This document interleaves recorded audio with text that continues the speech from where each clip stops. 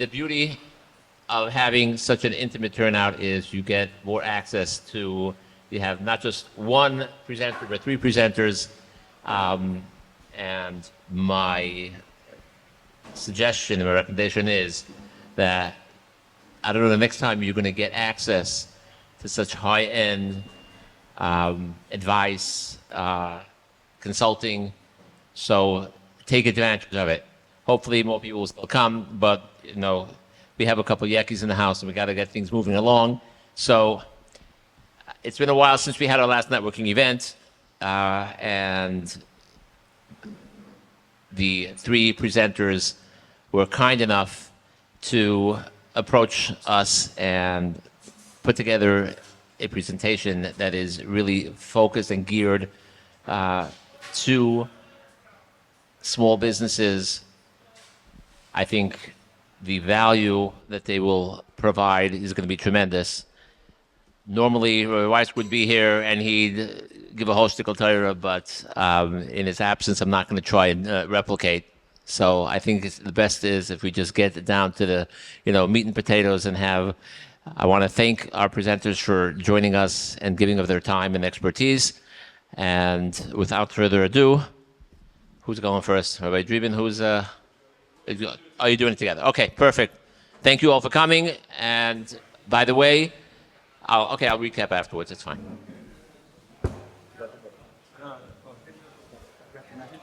What? Yeah. Oh, I didn't realize I'm shtickle blocking. Yeah, you're blinded. Okay. All right. It's fine. Get it on. Good evening, everybody. I'm just going to give a short, brief introduction of who we are, and then we'll launch right into our program here.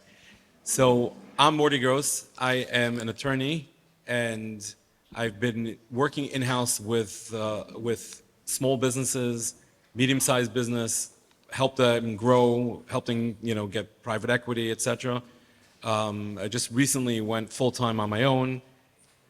I started with realizing with a lot of small businesses that they need to have, the advice that they need to get. Sometimes they can't really have somebody who's able to be in-house because they're too small.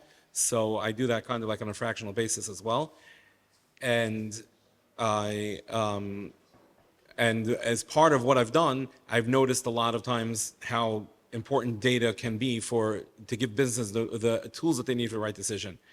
So I'm going to hand it over to Heshi over here to introduce himself, and then we'll go launch into the slideshow. Good evening. Thank you for coming all. My name is Heshi Dreeben. I run an accounting firm here in Lakewood.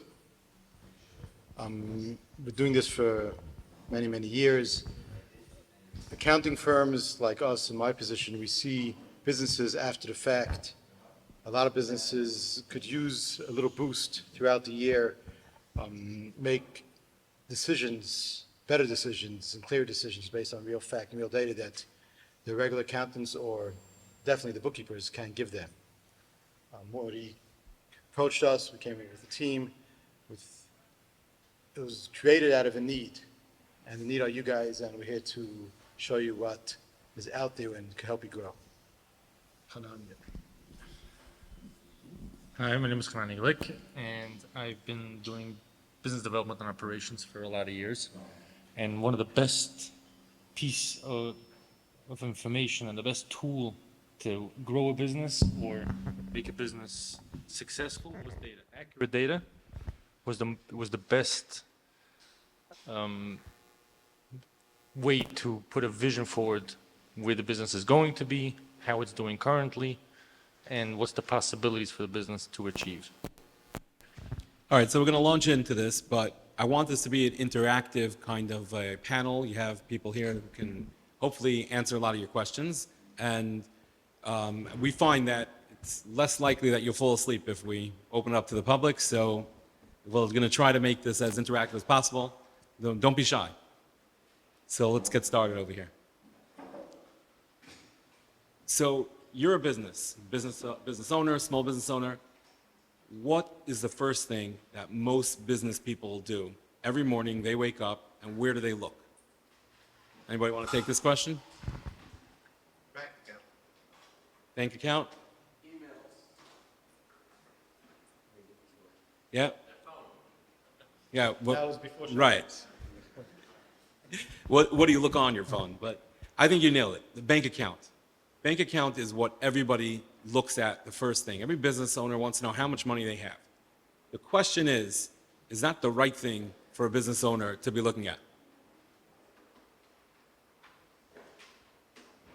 Right? Go to the next slide. The problem with the bank account is that a bank account is only one thing, one data point about your business. And if you look at your data points of your business and you're just focusing on one thing, you're not going to get a holistic view of your entire business. What you're going to get is how much money you have today. So let's compare two different business owners. We have over here, we have Yankee and we have Chaim. One of them has $100 in his bank account, and one of them has $150,000 in his bank account. So which owner should be happy?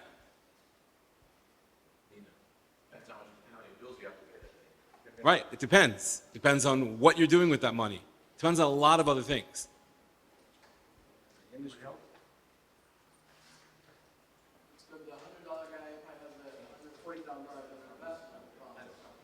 Possibly. So, waking up in the morning and looking at your bank account, what does it tell you about your business? Very little. Exactly. It doesn't give you a very holistic picture of your business. It's one particular data point. We all focus on it because, money is king, and I need to know how much cash I have, but that doesn't help you if you don't have another more holistic view of your business. We'll flesh this out a little more. We're going to compare two different businesses over here. The similarities that you find between any of the names of the businesses over here are totally coincidental. We made them up. And if you want to open up a grocery store with any of these names, feel free. So we have two different owners here. We have, again, we have Yankee and Chaim. So Yankee struggles with things like inflation, high labor costs, customer satisfaction. And Chaim is also challenged by the exact same set of facts. So again, knowing how much money he has in the bank account doesn't help. Knowing about his business and what his business struggles are, that's not enough. Let's look at Chaim and Yankee again and see how they approach their day. So anybody, I don't know, it's maybe a little hard to see, but anybody want to take a look at the two business calendars of Chaim and Yankee and tell me what do you notice as a difference between the two? Okay, somebody said white space. White space is a good thing or a bad thing? What? Right, it looks like he's not as productive. Okay. Perhaps they're delegating better. The way I look at it is, I'll describe their days a little bit more than just, just putting it up over here. So we have on the one hand, we have Yankee on the one hand, and then on the other hand we have Chaim. Both of them have good business coaches who tell them to write down a journal of everything they do during the day. Yankee walks into his store, and the first thing he did was he looked at his bank account. So he sees he doesn't have any money in his bank account, or he knows he has bills to pay, or he doesn't have enough money, so he starts panicking. Well, what does everybody do when they start panicking and they don't have enough money? They run to their sales lead, their sales department. Where's all the sales? What's going on? Well, he goes and he's not prepared for anything. The boss is running in. He's in a panic. So what do? You get defensive. You go and you make an excuse. You go, well, it's because your marketing stinks. So he runs to the marketing department. And the marketing department says, no, we just launched a marketing campaign, but there's not enough money to get it out. So he runs to the controller. Then he runs back and runs there and back. The other hand, you have Chaim, who walks into his business in the morning, knows what's going on with his business because he has a full set of data points about his business, and he knows exactly what's going on with his business. So he meets with the sales guy the same way. But he prepared them the day before and he said, I want to see the sale, I want to see your sales strategy. It's a meeting now. The guy presents information. He tells them about what's going on. They match it up to whatever data they can, et cetera, et cetera. It goes to the next department, next department. At the end of the day, both of them are meeting with their investors, and one of them is harried, certainly not wearing a tie. And that's been lost at the end of the day. No offense. And he's harried, and that's it. And the other one is, has menuchas nefesh. He knows exactly what he's doing, and he knows what to present to his investors.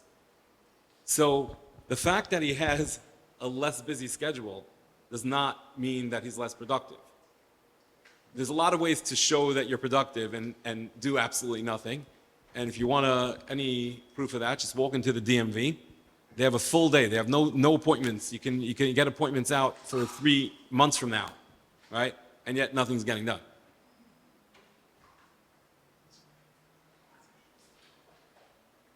So here's a good. I'm going to hand this over to you. But here's a good. We're going to go through a little bit about how data helps you make the proactive business decisions, like the business owner that was able to plan his day because he knew what was coming up in his day, and he knew what is coming up in his week and month, etc. Take a stab at it. Gotta hand it around a little bit, What's on?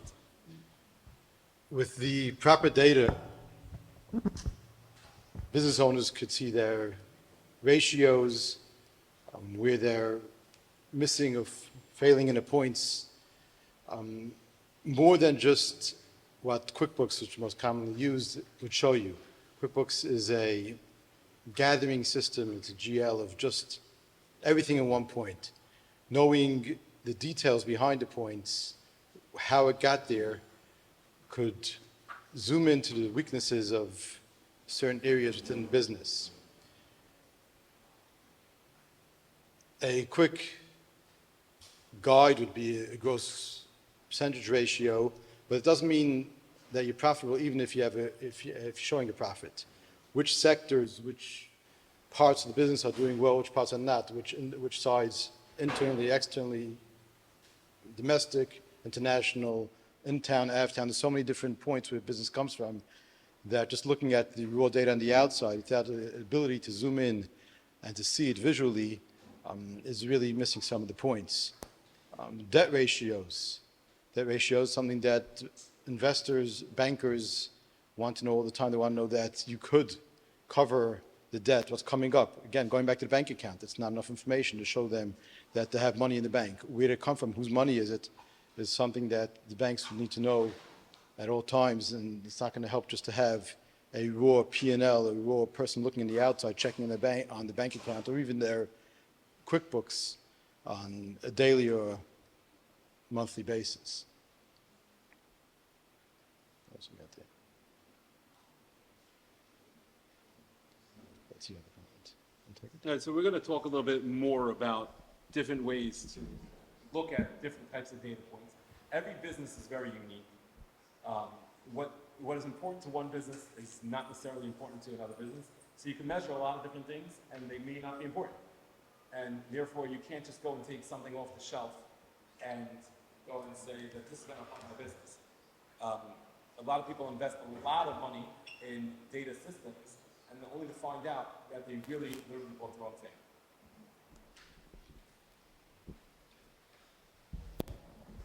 So, talking about business data structures and building blocks for data. Used to be, let's go back when Microsoft was launching and businesses started, only the big guys out there had good data structures, and even if they did have, it was a little lagging, but they had systems out there, they had the money for it, and they were able to see and make decisions based on what kind of data they have. In today's world, with the advancement of technology, everybody has tremendous amount of data, if they know it or they don't know it. And sometimes they have access to gather data and without realizing it. And today's days, to storage the data is very easy. You can have Excel, Google Sheets is even easier. It's very easy to share. I mean, we have a disagreement, me and Morty, all the time. What's a better way to storage data? But I like Google Sheets. I'm a little younger, I guess, and he likes Google and he likes Excel. But anyway, from a data structure, it's just much easier today. It's much more robust. But the issue with that is that there's no visualization, meaning you're just looking at lines and lines and lines and lines. And a second issue with that, is it clean? How structured is it? That means even if data is coming in, let's take an example. Somebody does have a CRM, so they'll be using HubSpot, or they'll be using, even if they have the POS system has some data in it. How clean is it? How well is it maintained? If you do an export on it, and I'm sure that Heshi can say this a lot of times, he'll ask for an export and they'll tell him, yeah, but don't forget about this column, that column, and that column, because there's something else that I don't like so much. So what happens is that every business has a lot of different systems out there. They'll have their QuickBooks, they'll have their POS system, they'll have their customer engagement software, or they'll have their CRM, whatever it is. And every one of them gives them data and dashboards and different ideas. But you have to understand, these systems are trying to push their product. They want you to use their product more. So they'll give you these kind of visualizations, they'll give you this kind of data. But it's very important to understand what is important for my business. When somebody's, let's say, somebody has a retail store, right? Who are my customers? Who are walking into my business? What's the times that they're walking into my business? And by just thinking about it, it's good. But if you actually have it, you can prove it to yourself and sit down, it's going to give you way better decision making for the next season, for the next week, planning out what to do next. I'll give you just as an example. People will tell us that, you come into a business, how are you able to go and help out a business? Every single business is different. My experience has been in technology, telecom. What gives me the right to have an opinion on somebody who's doing manufacturing? Or how can I advise somebody on that? And the answer is because the fundamentals are always going to be somewhat similar between different businesses and different types of businesses, and it's learning how to focus on the fundamentals. The only way you can focus on fundamentals about different types of businesses in that kind of way is by finding what of that business is the same across the board with everybody else. Obviously, cash is every company needs cash, so that's there. Every company has revenues, but how important the revenues are can be very different depending on the expenses, depending on all different types of things, depending on what stage they are in. So you have to get a holistic approach. When a business owner wakes up in the morning and looks at just one data point and doesn't take a holistic approach to seeing what his business is up to, then they're really doing a disservice to themselves. So, what Hanani was talking about really visualizing the data and seeing everything all together, getting dashboards together, being able to see them live and not just wait for quarterly reports, that's really, really crucial. Most people don't have the patience to really focus on a long list of numbers like we saw on the slide before. The slide before was a bunch of lists of numbers. But it's much greater if you can build dashboards that look like this. The next slide. Right, that's the numbers. That's when I think everyone knows what numbers look like, right? Okay. So moving on, let's talk about how to make this real for your business. Like what exactly it is that's important. So for example, you can measure a lot of different things. And companies do that all the time, and they throw out statistics all the time, which are totally irrelevant to anything. For example, in the telecom business, it's really important to investors to find out how many businesses are passed by like the fiber optics or something like that. Now, that may be very, very important to know how many businesses are passed. Verizon did this a while back. They said that they had this huge number of businesses passed. But in the meantime, to actually order service was impossible because they may have had their fiber optic cable down the street, but there was no connections, no ability to connect to the individual businesses because they didn't build that infrastructure yet. So they're throwing out this number and saying, we invested, billions of dollars and we passed by hundreds of millions of businesses and residential customers. In the meantime, not one of them had the ability to connect. So you can throw out data points, but they're really, they can really be, totally baloney. That's why I put up this quote from Mark Twain. It's a very important quote to take to your business, that statistics can really, really be the same as, it's just about how you present them and what you're using them for. So we're going to talk now about how to make the data relevant.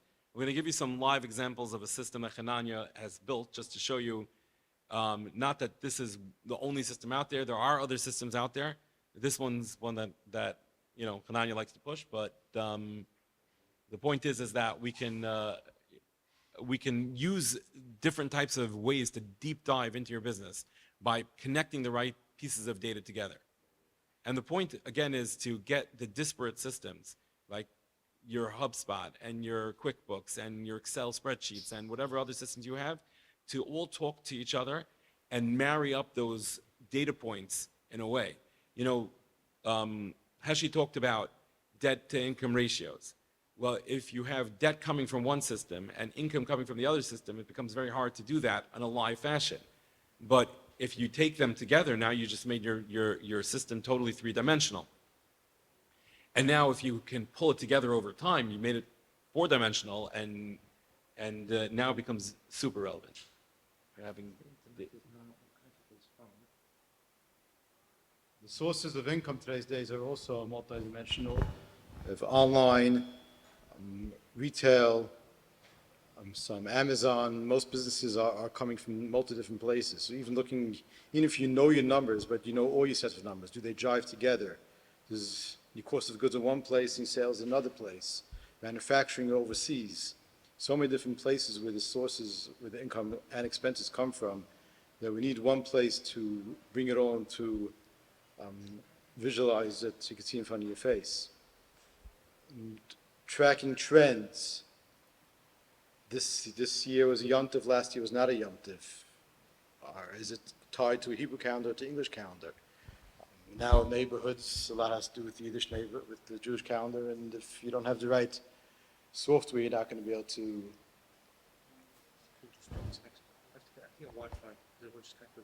Yeah, okay, we'll do that afterwards. We'll continue on the meantime. So we'll skip the live data examples. We'll talk about a few different. Just have to get a Wi-Fi connection. Is the Wi-Fi password here? You know the Wi-Fi password? Kai knows it? Ask him. All right. I think we'll just move on to just a couple of stories. We'll show you some actual stories, some actual clients of ours, of where they were measuring the wrong kind of data in their minds, or however they were measuring it, and we'll show you what we believe to be the right answer for them based on real data. So, anybody want to chime in? Anybody have questions at this point? Sure, go.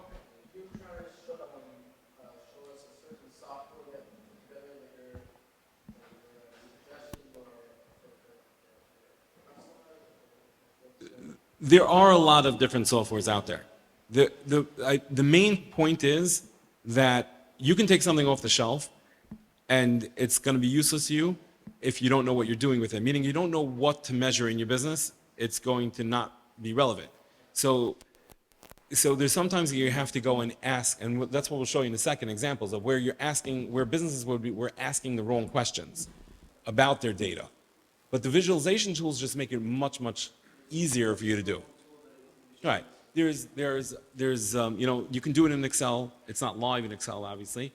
There are other softwares that connect to other systems and make it more live.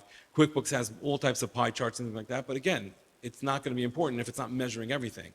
A lot of companies will have their POS system generate a single number every day to put in QuickBooks. This is my sales for today. So it doesn't give you any information on what your sales are. So unless you connect your data all together, it's not necessarily going to be relevant. Yeah, sure. When you have multiple revenue streams and expenses as well, you're supposed to be actively So the answer is your CFO and his entire finance team are going to do it for you. But considering that you're a small business and you don't have that, right? So you can a lot of them try to figure it out themselves. You know, we come in as consultants to help customers, our clients do that. There's a lot of online knowledge based on what it is you should measure. And the truth is that sometimes people get stuck into systems and every single day get frustrated with it, and they don't realize how much their productivity is being killed by using the wrong system. And while going to the next system may be a $20,000 upgrade, it may be well worth it because of the amount of time that they get, that they free up in their day. Again, compare the calendars that we showed you before. Somebody who has to be reactive, or somebody who's delayed or waiting for the next bottleneck to open up so that they can get to the next task can't move and their day is stuck. Somebody who's proactive and has planned their day out because they have all the information they need at their fingertips, it's much easier for them to have more time on their hands. More time to do what? Bring tomorrow's agenda to today, et cetera, et cetera. For smaller companies, and you say we don't have this whole team together. How do you answer that question? Who's going to be collecting all that info, entering all that info? So, right, I think that small businesses a lot of times will do themselves a disservice by not realizing how important their back office is to the business. And sometimes you have to make a choice. Do I hire another salesperson or do I hire a consultant? Sometimes a consultant, you know, can be expensive, but it could be well worth it because you spend, let's say, $60,000 to hire somebody, and you could have put a salary for $60,000, but that person has just set up your business, and now everybody can help you. Each case is unique, and each business is unique. Some people are able to do it on their own. Some people are real whizzes at this, and they can take the off-the-shelf thing and customize it the way they want to. Let's give you some examples, and we'll see. Actually, Mr. Yeah. I think an element before actually looking at the data, understanding the business and what key parts are, what are you measuring exactly? I think it's garbage in, garbage out. So I think first you have to understand, you know, you can't measure the same thing for an accounting firm as you measure for an IT company. You know, yes, the numbers are the raw dollars and the sales in a certain sense, but what leads you to that point? In other words, cost of goods sold in some companies may be a factor, in others it may not be. So there's all these different data points that you're gathering and putting into your analysis. But you first have to understand what am I gathering, what data am I gathering, what am I looking to, you know, analyze. Right. That was the point that I made before about Verizon and the businesses past. Does that answer the question that you're trying to find? To really know what your business is doing and how it's doing it, you have to be asking the right questions, which is why the bank account is not necessarily the right question. It may be one element, but not necessarily. Data visualization tools help bring it all together, but again, it can be garbage in, garbage out, 100%. If you measure with the right systems, you'll measure and you'll have data that'll give you real business decisions. But you have to set it up right. And sometimes that can be a little bit of a consulting cost that you have to do because you're trying to run a business at the time, you're operating on a live patient, but it could be well worth the investment. That, you should have a good accounting firm for that. No, I'm saying you have more people can understand it, meaning if you don't set the account properly, so what do you, all the information you're putting in is not gonna get you you know, Computers, QuickBooks. well, no, when I spend my money, all lumped into one account, one QuickBooks account, you can't start differentiating between expenses or income, stuff like that. And, you know, all QuickBooks is a data system, just any other, meant for accounting purposes. But the idea is you have to first understand what your business is, what drives your business, what I'm looking to measure, so that I can get the proper information out. For yourself and for the outside world, one of our live examples was a retail store that's trying to get funding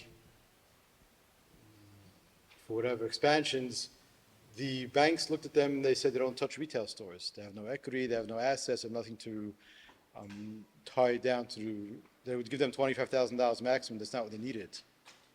And we came in and we went through the details. They're not just retail, they have a whole side of the business that they expanded already in wholesale. In reality, they're more wholesale than retail, but they thought they were retail, they were presented as retail, they were filing as retail, and it really tied them down. They couldn't get the funding needed. Now, Baruch Hashem, next day or two, they should have the funding they need. The way we presented the data to the banks and to the owners to show them that they're really looking at the wrong points and we're the wrong. Right. One of the most important things is that business owners will rely on their accountants who they hire to do their taxes and their tax return. But that, again, that's one way of looking at a company. And the books that you need for taxes are not necessarily the books that you need to impress an investor. The tax return doesn't care about EBITDA, doesn't care about gross profit percentage, doesn't care about all the statistics that you have. It cares about certain things, and then the other things that you know, sometimes how you classify things for taxes will hurt you when it comes to an investor and vice versa. Working? All right, let's move on. We can look at it later. To your point, it's a very good point about knowing the data points. So I would like to tell a little bit of a story. So one of our clients, a clothing store, and one of their issues was that they were not profitable, and they weren't doing so many sales. They were wondering why. So the first meeting we had with them, we were discussing what their business is, and they're telling us about their business, and people are very passionate about their small business, and it's supposed to be like that, and it's really good. But they were telling us that they're selling high-end Shabbos clothing, and that was like half of the conversation, most of the conversation, that we sell, we're the best, we have the best styles, we buy the best, we have the best sources. Amazing. Okay. So we said, great, so I would like to take a look at your data. So we took a look at the data, and this is what the story was. I don't know if you can see it. You gotta read it out. Shabbos, high-end Shabbos clothing was only 27% of the business.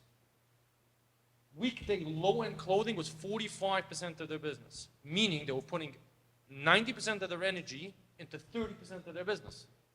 Now, they're wondering why they're not profitable, they're not making any money. Because all the resources and anything that they were doing when it comes to branding, when it comes to sales, to the salespeople, when it came to purchasing, everything was going into 30% of the business, when they should have only put in a small amount of energy into that and a much bigger amount of resource into the low-end Shabbos lines. And how do we do that? They had the data, right? They had their POS system, but it took some time to dig through it.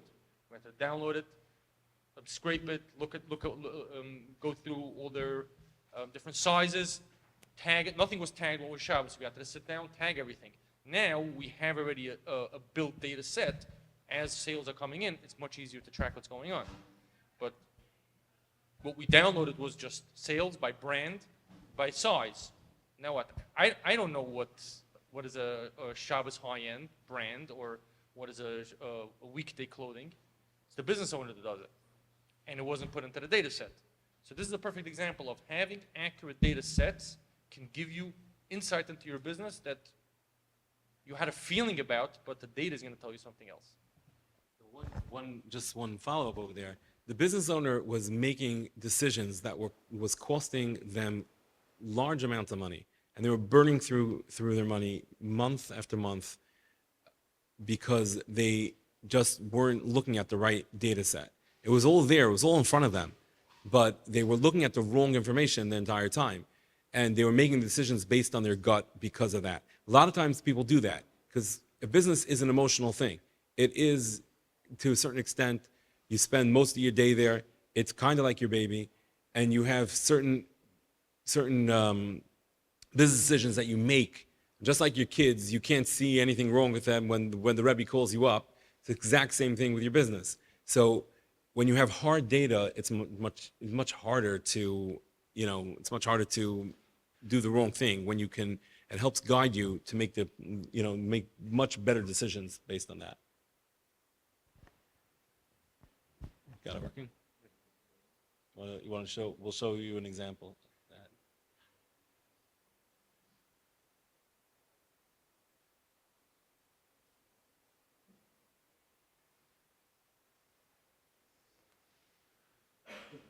All right, you want to?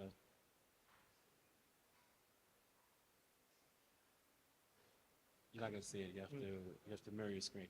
Right, so I have to go out of this. Do I do it? No.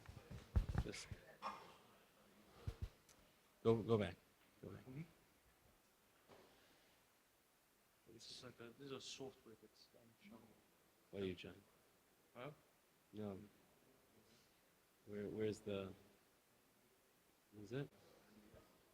There you go.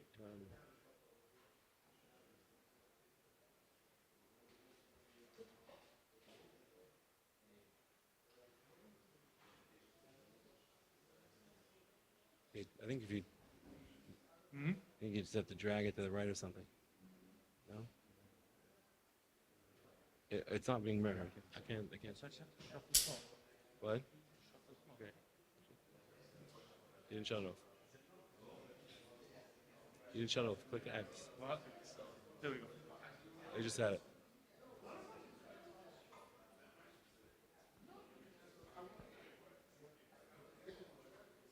I think we're just going to use one mic to make this sound.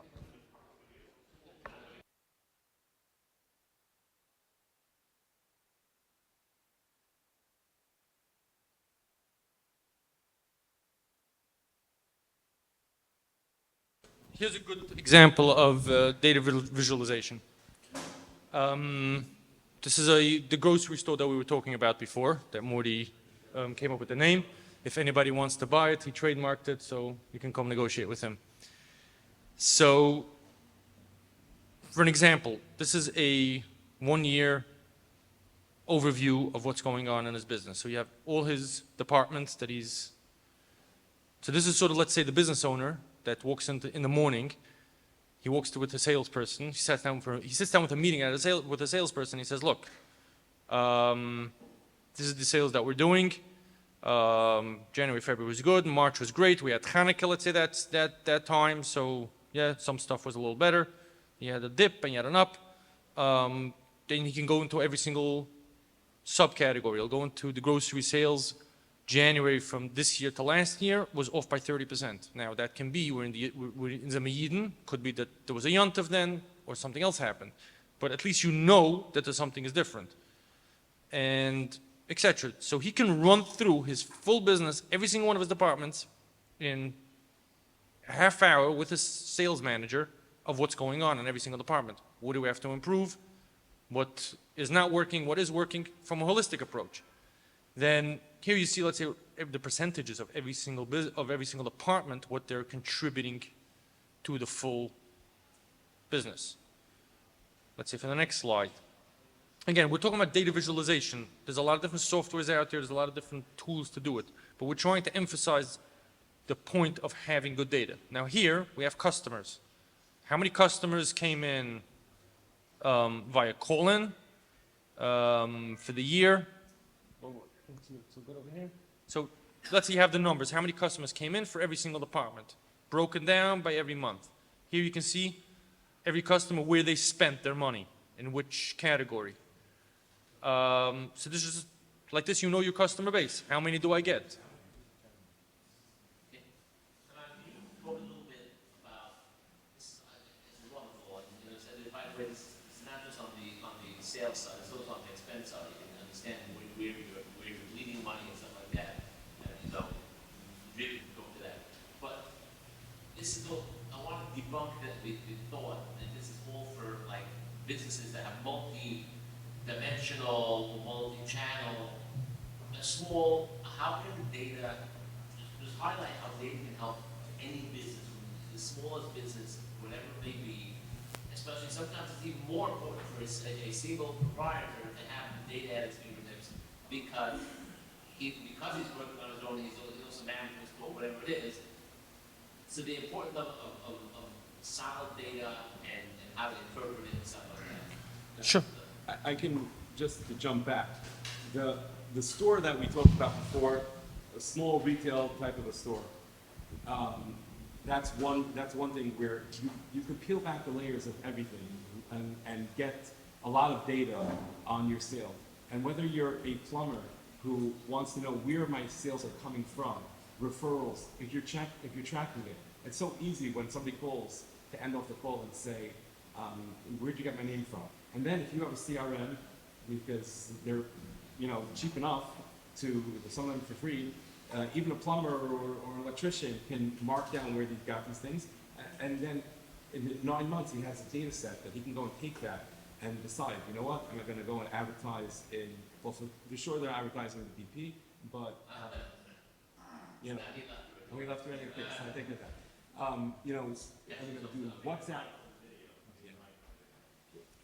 Refer a friend program, $200 gift card, whatever type of gift card you want to give out, refer a friend program. Is it working? Is it worth it? Was it too much? Was it too little? Is it really just a one-time? Shana discounts, famous in this town. Is it worth it? Are they coming just for a few packages of meat and doing that? ShopRite, one of the reasons they moved out of town is because us Eden only go for the Pepsi and Pampers, TMP. They moved out, wasn't worth it for them. Tracking on the expense side, should you have more workers in one aisle or more workers on front? If you opened up for the holiday season, it's going to be busy. I'm opening up more hours. Was it worth it last year? Let's look at last year. Did it make more sales because I opened up more hours? Did people show up more hours in the morning? What time? Tracking exactly what time. The POS would not do that to tell you your tracking of the time. But the data is mostly captured by pretty much every system today, captures all different types of data points with it. It captures timestamps. It captures, it can capture, it can capture time, it can capture dates, it can capture, and you can pull that data out and visualize it together with other things and come up with really, really unique data.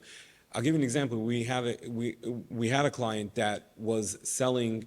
They were selling. They were a restaurant, and they were selling coffee, and they had cups that were small, medium, and large. But the small and the medium, the medium and the large had built in the coffee sleeve, but the small one did not. So this business was buying coffee sleeves just for their small cups. I told him, why don't you get rid of your small? Just go with medium and large. I know you're going to have to argue with every guy from yeshiva if it's really a medium or large, if you only have two. I know that. But just do it anyway and see what happens. Because so he said, what do you mean about I sell so many small? So I told him, well, let's look. How many small do you sell? Well, his data system was not up to par. That was one of the things we were upgrading for him. But when he actually looked into it, he wasn't selling so many small. And in the meantime, had he just killed the small, he would have saved the cost, and he would have gotten everybody to buy a medium or large, because when somebody's going in and buying a coffee, they want a coffee. It doesn't matter if there's no small. Nobody's walking out of there because there's no small coffee cups. So at the end of the day, he could have saved a lot of money, but just looking at the data that way. So sometimes people can't look at it, they don't see it, they need to think through it. But when you pull all your data together with your costs, you'll see each cup of coffee on a percentage-wise is higher because I'm putting in all my costs. You have the data. It's just a question of marrying it all up. Yeah. So that's a great question. What would I do? What would I measure? I wouldn't measure necessarily sales, but I would measure my repeat sales. I'd measure my contacts, my data points of who I called, who referred them. Most data systems now that are made for attorneys have their own CRMs already built in, specifically because attorneys are trying to figure out these type of things, besides the fact that they want to clock their time and do all those things. You have all different types of systems which are similar across industries, but people don't necessarily think about them. Sending out emails, well, for attorneys that's a little bit harder, but sending out emails for, everybody uses Constant Contact. You have a wealth of data based on who opened it and how quickly did they open it, and you can use that to guide your marketing. Speaking of constant contact, I know somebody that has a newsletter, and I took a look at his, it's actually constant contact. I took a look at his data, and there's one little thing that he never realized, because he was kept on saying we have to go on social media and whatever. I said, let me take a look at your constant contact. 95% of his opens and downloads were on desktops. 5% was on mobile. So I said, well, why do you have to go on social media? They're not there. Your client base is not going to spend too much money at building up a full-on social media presence. Your audience is not even there. Like, why go there? Why spend the money? Just continue what you're doing, and we'll figure out where the desktop people go and follow them. Right? So that was just one little data point that saved them a lot of money. Now that Benny's not here, we could talk, but as far as in this town, okay, you open up any publication, right? The amount of money that's spent on print media marketing, and typical small store, small operations thinks they have to be advertising, right? Now, as the community grows, there's different mediums, okay?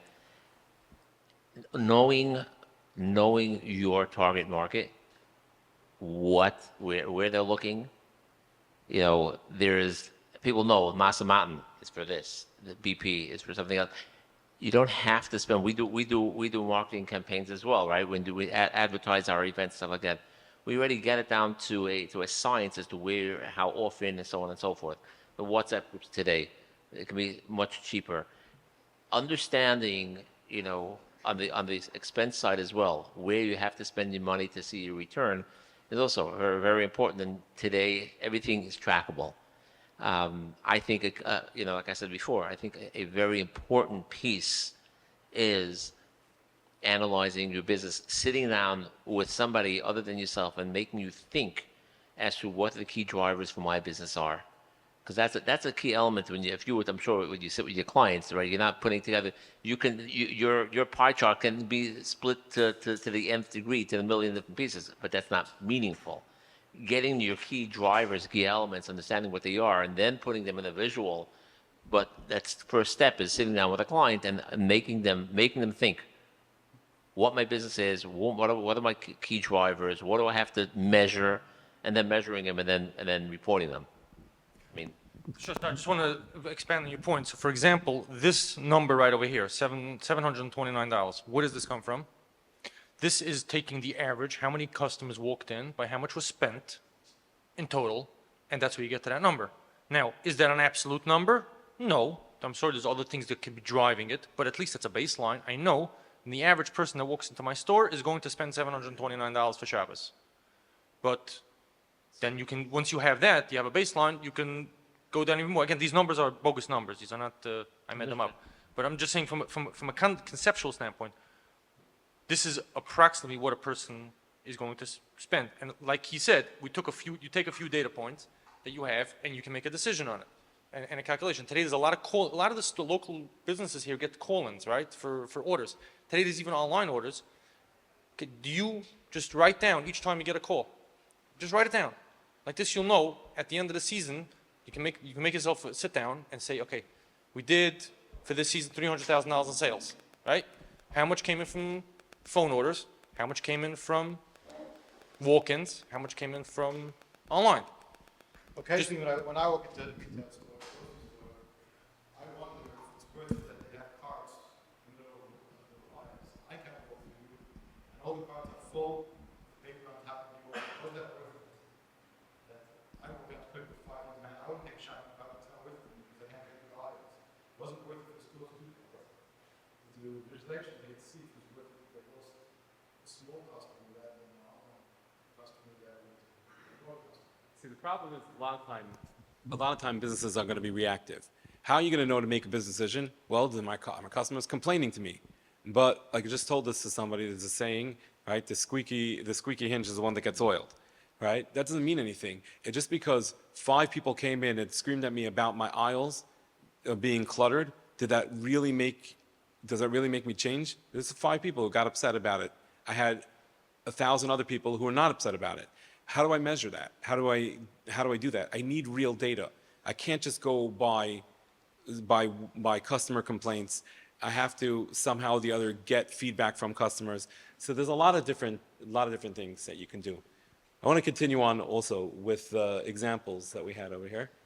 So, this is a good example. We had this food store that said, we're selling so much, we're moving so much inventory, but our profits are down. We never have any money in our bank account. And when you ask them why, they thought that their sales were down. They blamed it on a bunch of different things. But in truth, their sales were, once they looked into it, their sales had a lot to do with wholesale sales, and they were focusing a lot of their effort on upgrading the wrong parts of their business.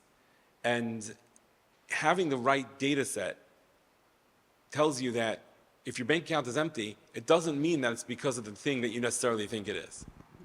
Right. So in this case study, it was 20%. It was actually more than 20%, I think, of their sales monthly was no item. We had just an item. We had no idea if it came from the bakery, or it came from the bakery stuff that they sell, or it comes from the corporate orders that they're selling, or the prepared food that they're selling, or call-ins. We had no what the item was, how much the items, how much average spend was, or anything. 20% of it, and that's a margin in a business sometimes. Small business here in Lakewood, 20%. That's their profit, and maybe those are the things that are leaking. But you can't, if you have 20% that's untrackable, it's very hard to make an actual good decision. They had the system set up. They literally invested a lot of money in a database to track everything, but they didn't take the time to finish and put everything in properly. So because it was too difficult of a system for them to use, and every time they had to call the outside IT person to build reports for them. It wasn't a convenient system for them. So that's where you have an example of having the wrong data gives you the wrong answers.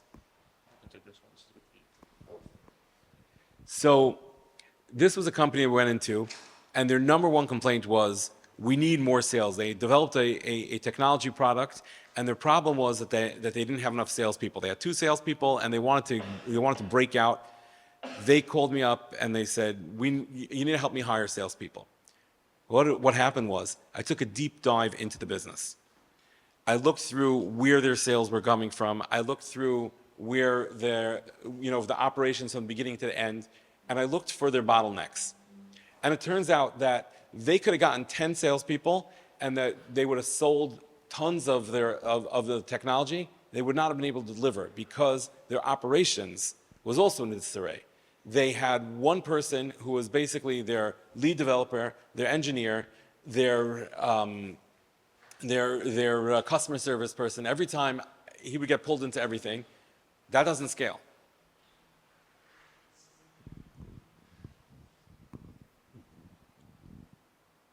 So we'd like to it's getting a little late, so we'd like to open up to some questions. We'll just quickly run through one last slide about data myths and misnomers. So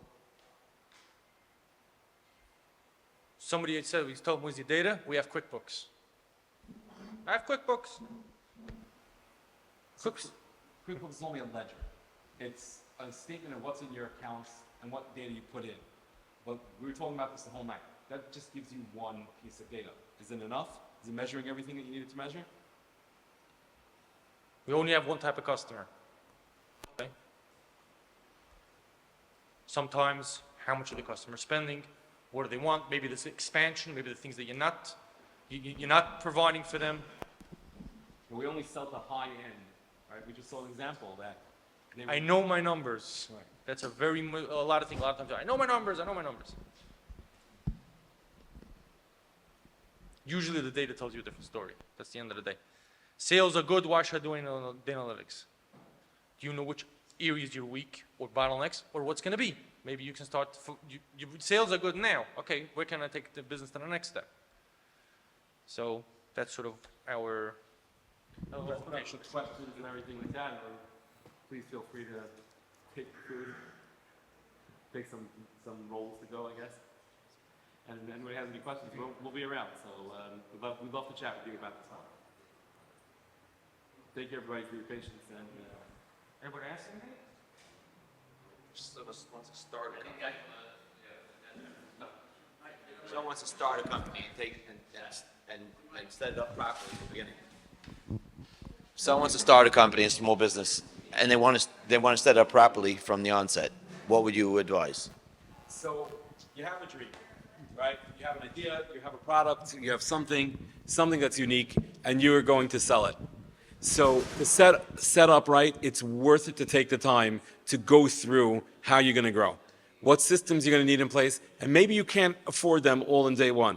But if you have a roadmap of how you're bringing that business to the next level, if you're building it to grow, you'll be able to fill it in as you're able to fill it in. Not everybody should be getting a website up and running the first thing.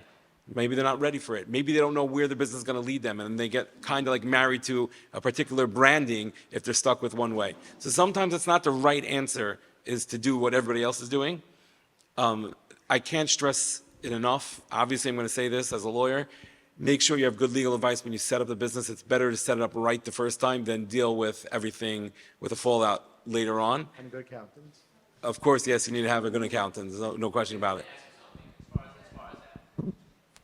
Especially in this town, you have a lot of, thank you, you have a lot of people who come up with an idea.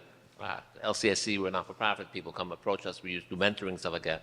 So they have a great idea, they're not looking to, for major investments because there's no proof of concept yet, right?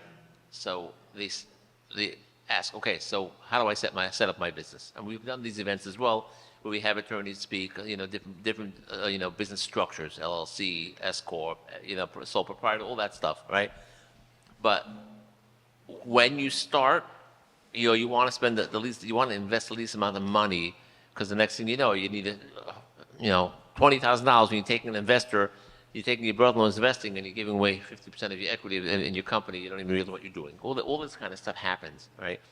At what point do you believe it's worth, setting it up initially as an LLC, and then, at some point you have to, as you say, invest, whether it's operating agreements, all that stuff. There's a lot of money for a non-concept, for a non-proven, concept to be investing in that. So is there any rule of thumb when you do start investing?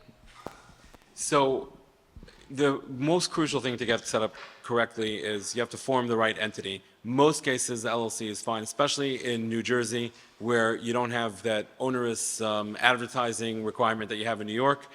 Forming it is super easy. Can be done online. Also cheap. Very cheap. Okay. It's $125. So, Right, if you do it yourself. no, Right.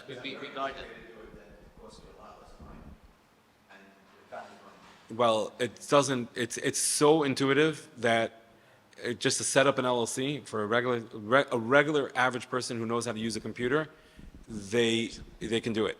They go. Schmooze to a few friends in Mesmedish, you know exactly. 15 minutes, go to your. Yeah, New Jersey is a really.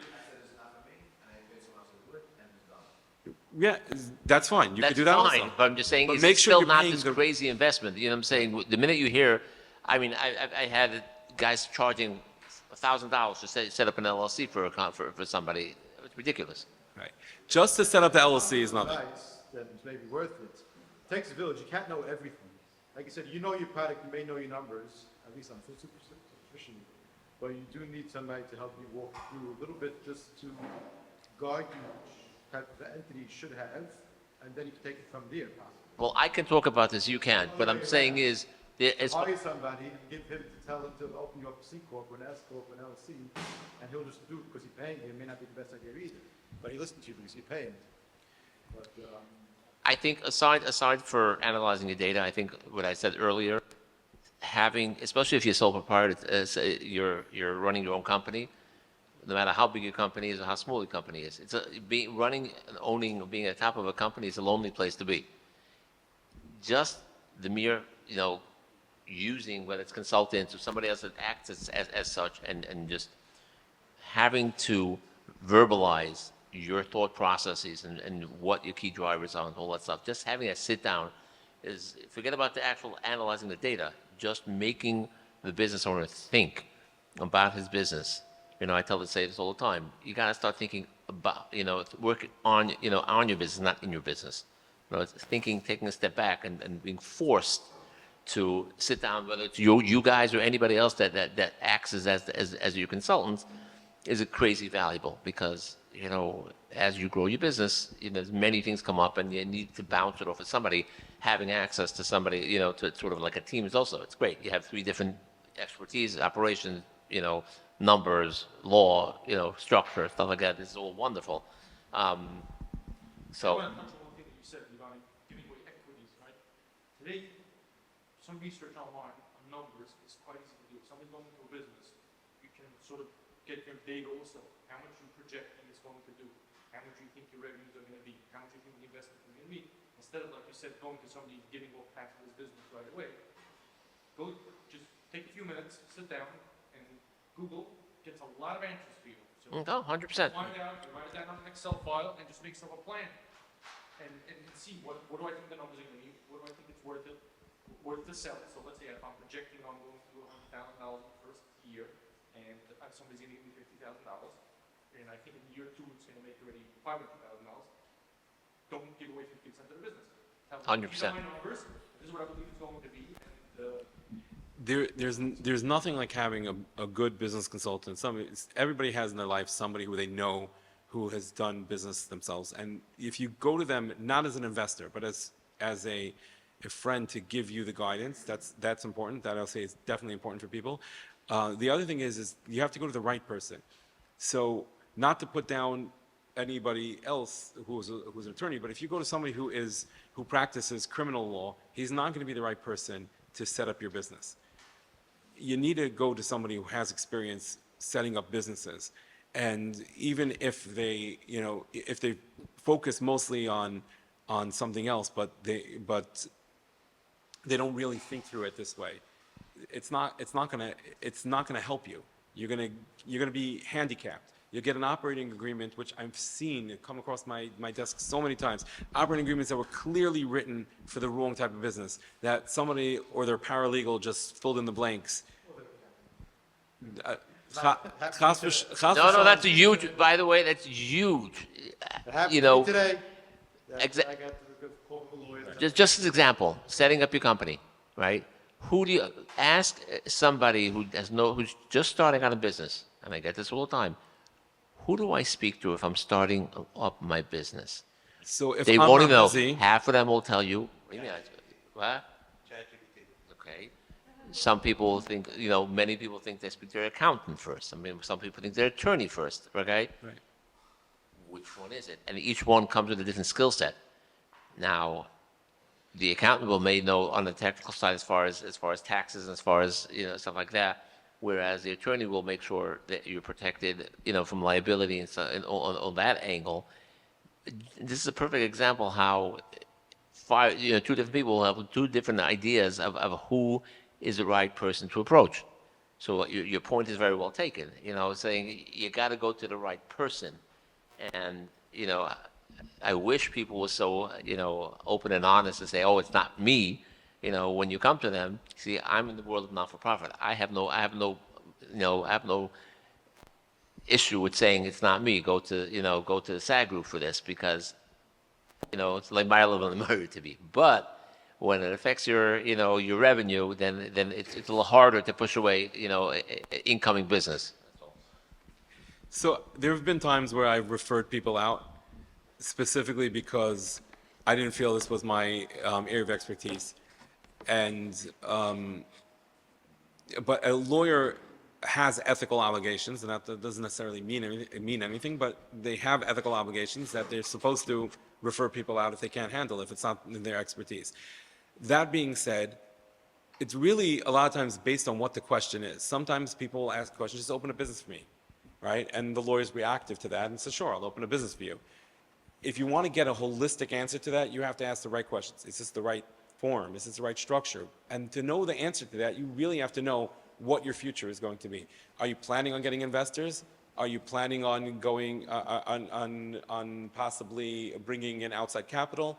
An LC may not be the right structure if that's where you're going. Lakewood's question, you're on programs. Huge. Huge. Or Right. I get this all the time. People are starting to do it, they need a loan. So show me the tax returns. Okay? Now, when, especially guys who are just leaving yeshiva, right, and they want to go for their first mortgage.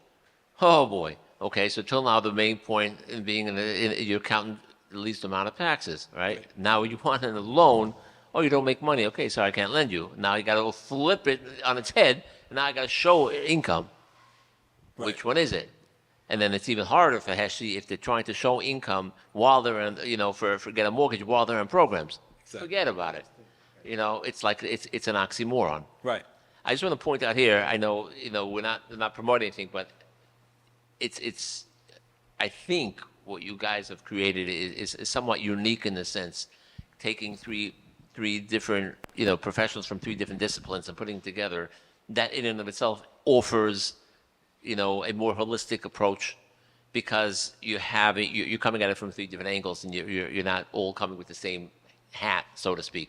So if there's anybody here that needs to, I know I've beaten up this group, to sort of make themselves, approachable and accessible to small businesses, because that's always been, from my perspective in trying to refer small businesses to people that can help them, right? Because again, I'm limited to what I can do, and what we can do at LCSC. And then, so who do you send them to? It's a small business. They don't, they can't afford this marketing packages for $40,000, $50,000, but they want something that's a bite size that can help them. Yet they're a small business. So I know you guys have worked on this. So just putting it out there. If anybody that is looking to have an idea of somebody to analyze their business, just take a little look as to what can perhaps guard their business or which direction they should go in. The SAG group is maybe a very wholesome and well-rounded approach. Thank you, guys. Thank you. Appreciate that. Thank you very much for giving us the opportunity here.